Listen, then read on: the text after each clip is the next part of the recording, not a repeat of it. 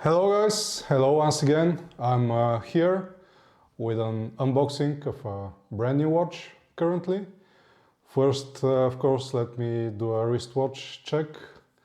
I'm wearing my beautiful Tudor black base steel, which I bought in 2019, and since then I have been more than pleased with this piece right here. Yeah, basically I had it on a collar wrap strap. This is a 5-year-old strap, as you can see. Not much to say here, it's in great condition. But let's go and unpack the star of the show today, which is not going to be a surprise for you, because you've already seen the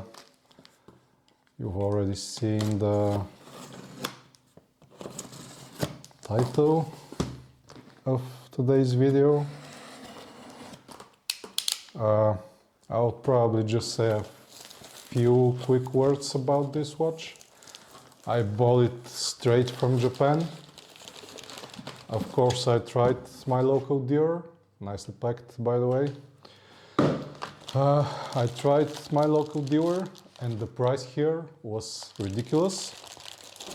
So it was the equivalent of 1,700 euros, which is absolutely absurd.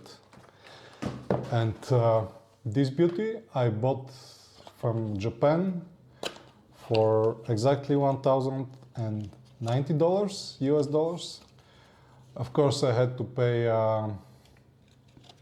customs taxes and fees, but still it was way cheaper than what the retailer here in Bulgaria wanted for it. The name of the shop, absolutely pleased with this shop.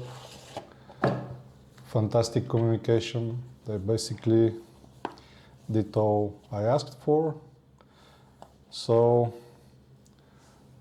from first glance I would say that this is a new box for Seiko.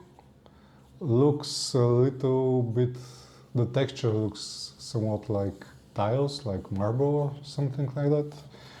And also there is a box made in China sign on the bottom, but let's go to the watch now.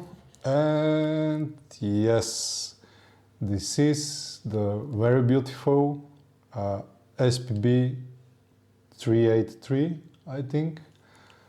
The Japan model is SBEJ009.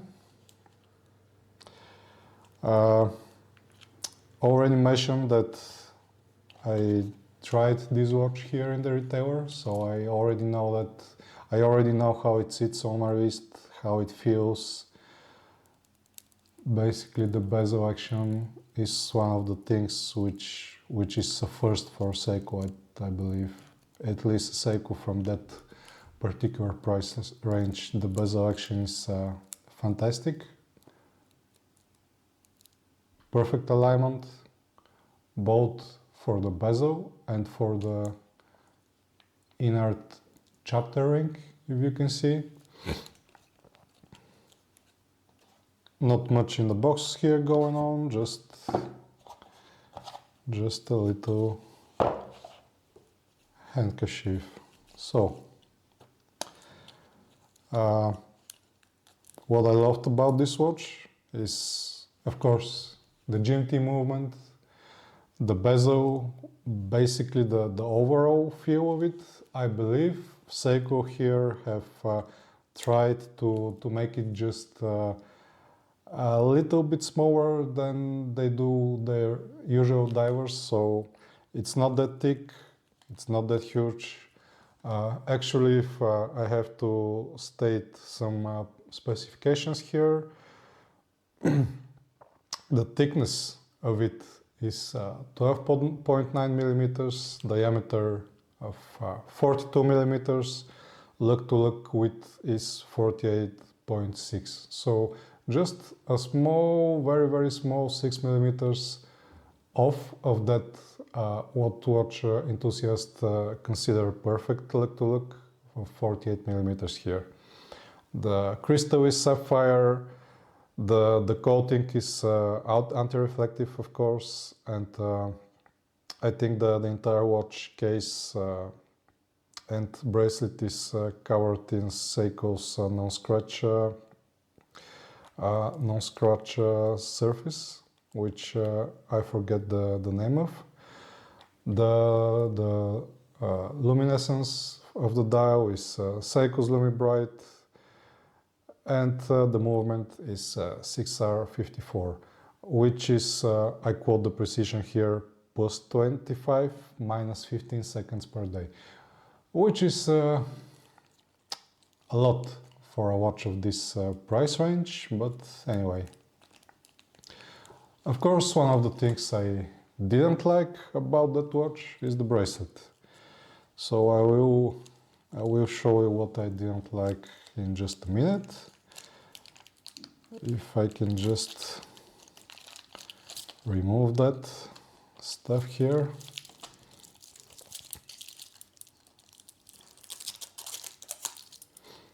There is nothing like the feel of relieving a brand new watch of its attached tags, folios, etc, etc. So yeah, it is a pretty nice feeling, I would say. So the coating was called dye shield, of course, I forgot that. Of course, I'm not trying to rip anything apart here. I don't know why, if you ask me, absolutely no idea, but I like to just remove those. Yeah, this one won't do. So we are going to need our knife here. Okay.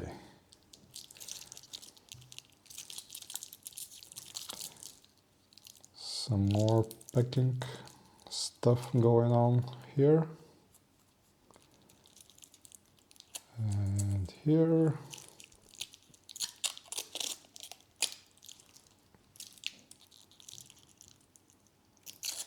Last two watches I bought, I believe, were all used, so yeah, I forgot how to do it.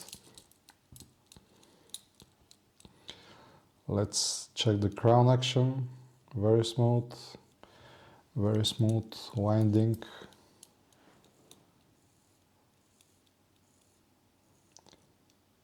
Yeah, pretty nice action, if you ask me.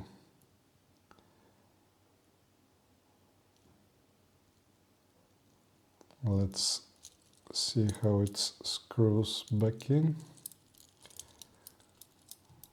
Okay.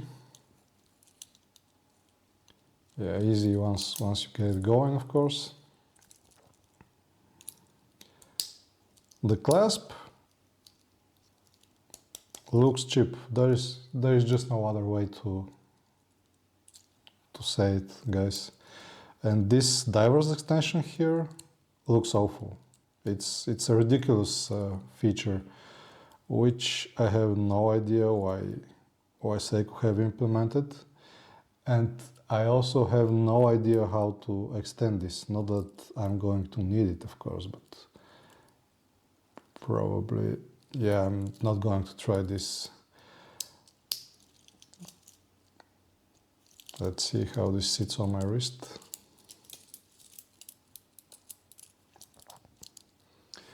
So my wrist is 6.5 inches or 16.5 centimeters in diameter, and as you can see, it sits pretty well.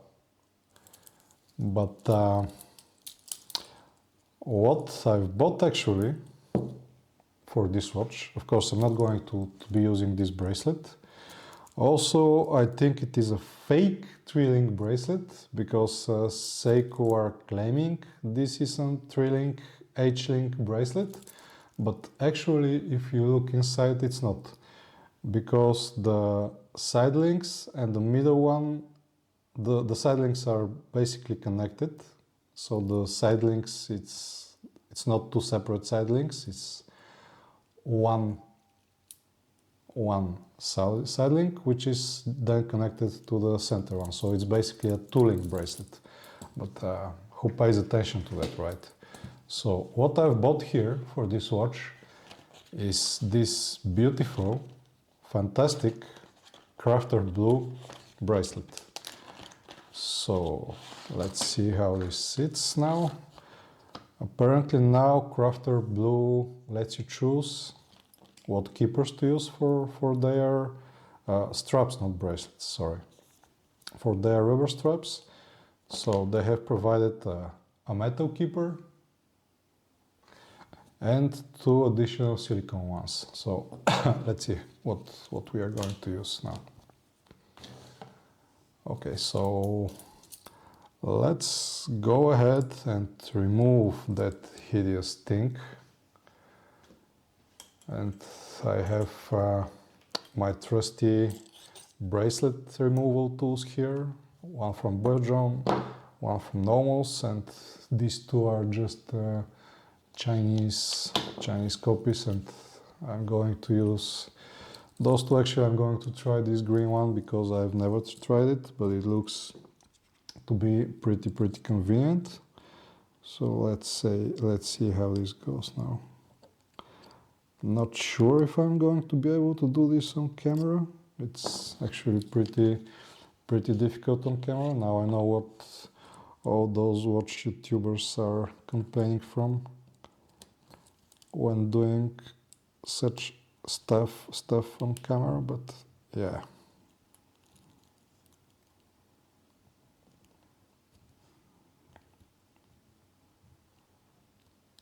Yeah, that's pretty tough to do on camera, I would say.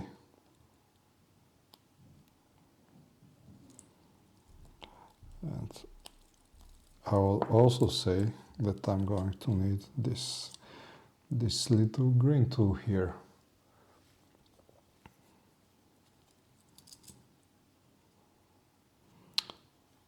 I think it was a good idea to detach that bracelet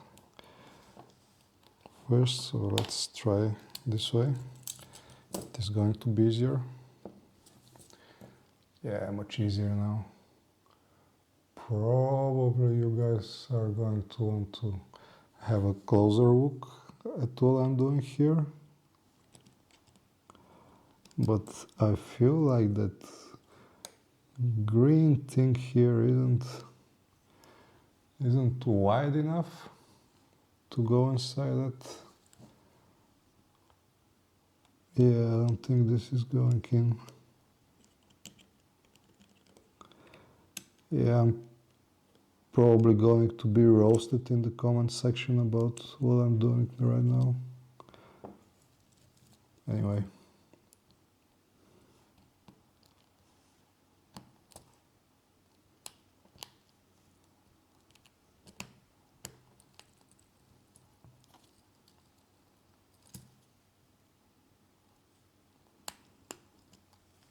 Okay, we did this one, finally. Of course, we managed to scratch the inner lugs, but that's okay.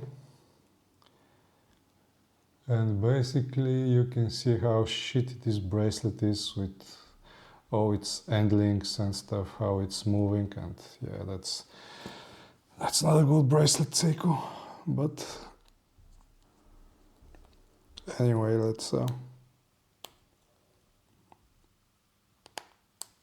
let's proceed with removing it.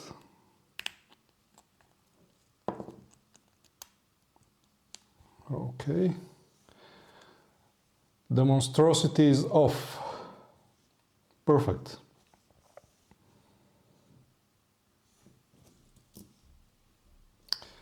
Now let's attach that beautiful thing here, and let's not forget to also attach the keepers as well. Let's have one metal one and a silicone one.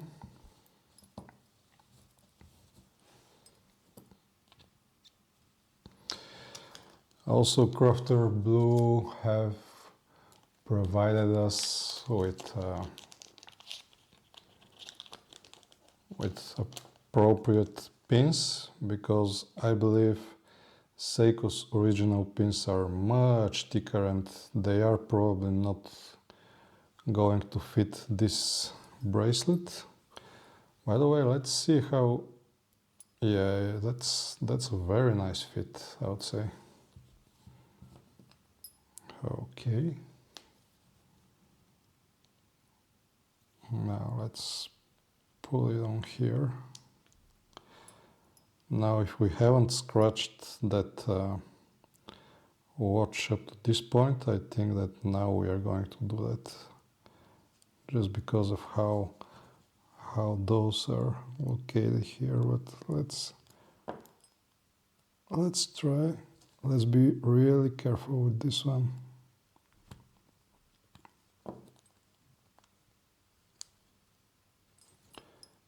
Okay, I think it's in.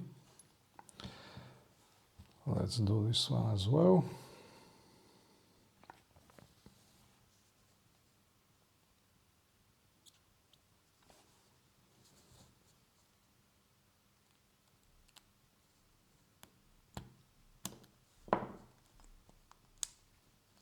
Hey, this one is in as well. And now, let's see how this sits on my wrist. Okay. Yeah, I would say this is a nice fit, although this strap seems to be pretty long for my wrist, but anyway, it is nicer than the bracelet in my opinion. Actually, I might have to try both, so I will wear those for like a couple of weeks or until I'm done with the honeymoon phase of this watch, and I am probably going to share my long-term review with you again, guys. But for now, this is all from me for today, and I'll see you around. Bye, guys.